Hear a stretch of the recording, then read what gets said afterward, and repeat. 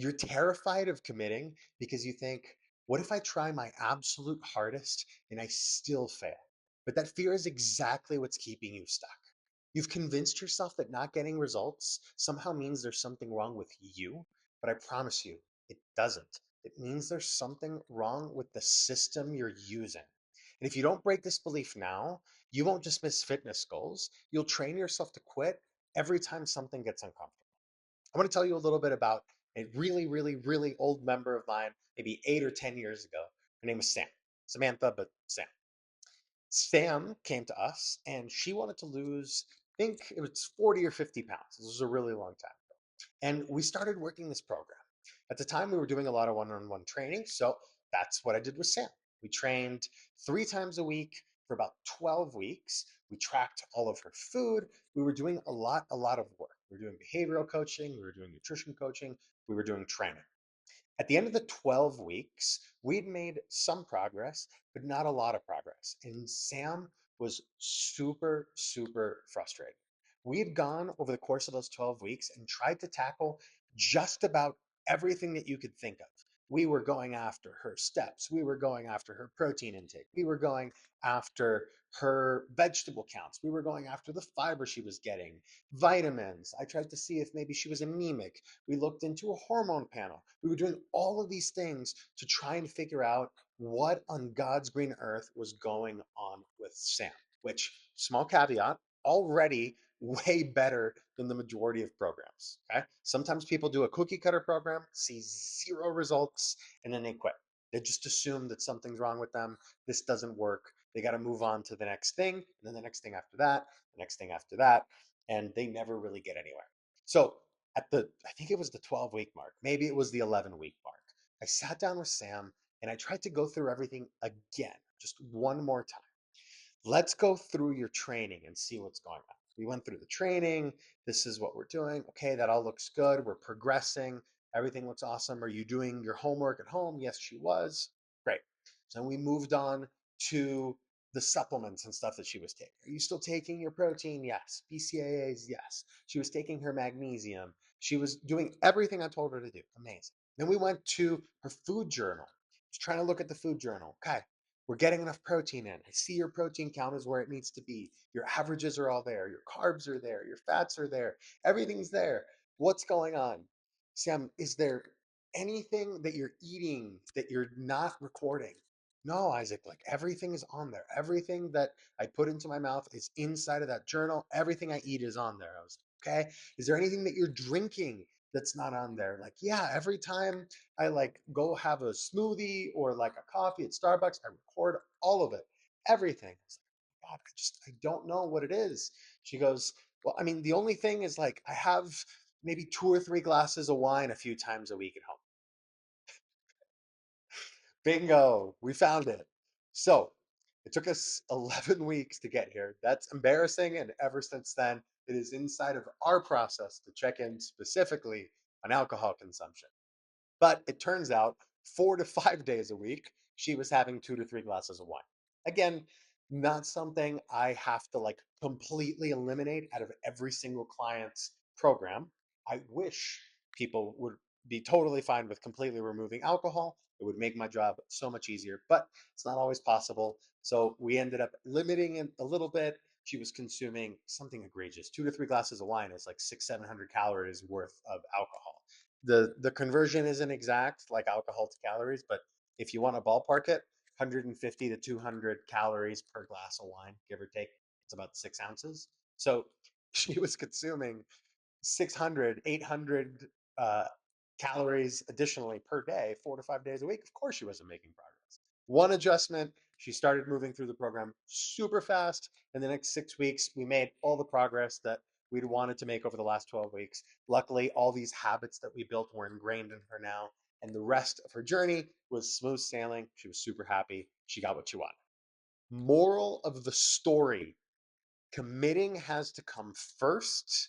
And the thing that's been preventing you from making progress could be super stupid and super small, which is why I recommend you work with a professional coach, a professional nutrition coach, a professional something to be able to figure it out and find what's right for you. Not what's right in general, what's right for you.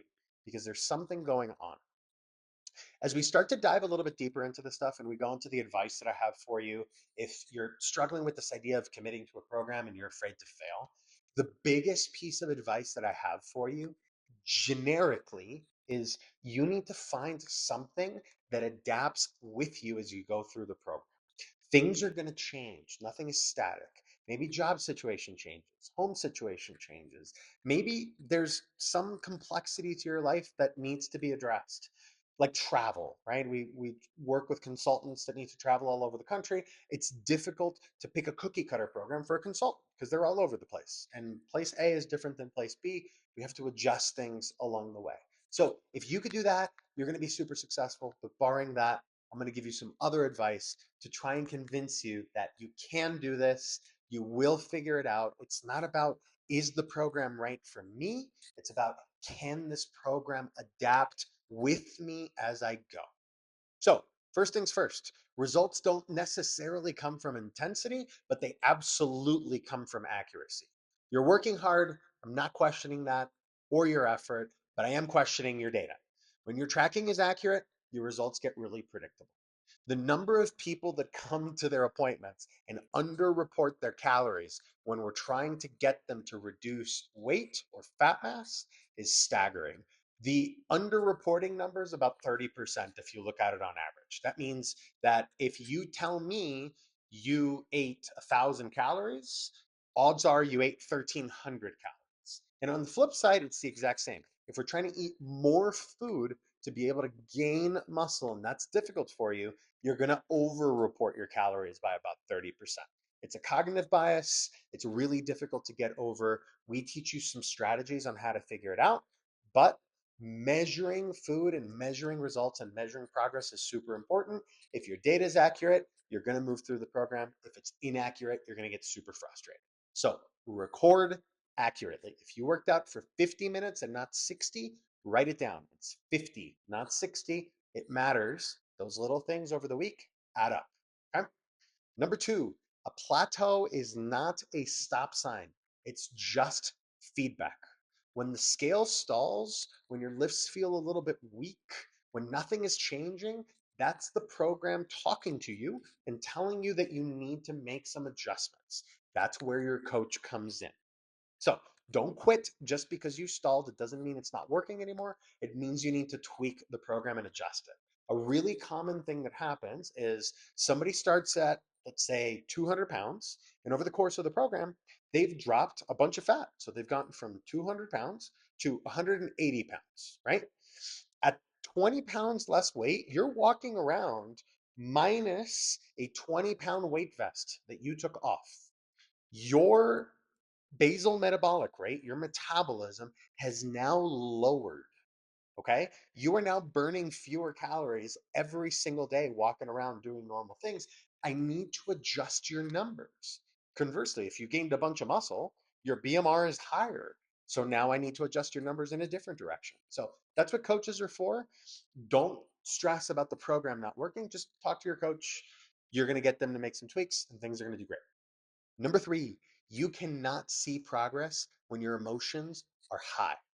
That's why we track things like macros, sleep, steps, weights. When you're in the heat of it, when you're feeling the stress of not seeing progress, of feeling like you're stuck, you're going to make bad decisions. You're going to quit your program. You're going to say, screw it, I'm just going to eat whatever I want. We need data to be able to lean on so that we know what we need to do. The data doesn't lie. Your emotions absolutely do lie to you. And finally, number four, your job is consistency. Our job as coaches is course correction. You don't need to be perfect. You just need to stay in motion. If you stay consistent, I can fine tune your program until it works, but I can't steer a parked car. You need to keep going. You need to stick with it, and things will work. I promise. We've done this with 30,000 people over the course of the last decade plus. These things work. Find a coach. You're going to kick some very serious butt. So I get it. You're not necessarily afraid of committing. You're afraid of committing and failing. But here's the truth. Failure only happens if you quit. As long as you come in and you start working the program, we will find a way to make you successful. And the vast majority of good coaches out there can do the exact same thing for you. So, the only thing you really have to do to get results is show up. Keep going.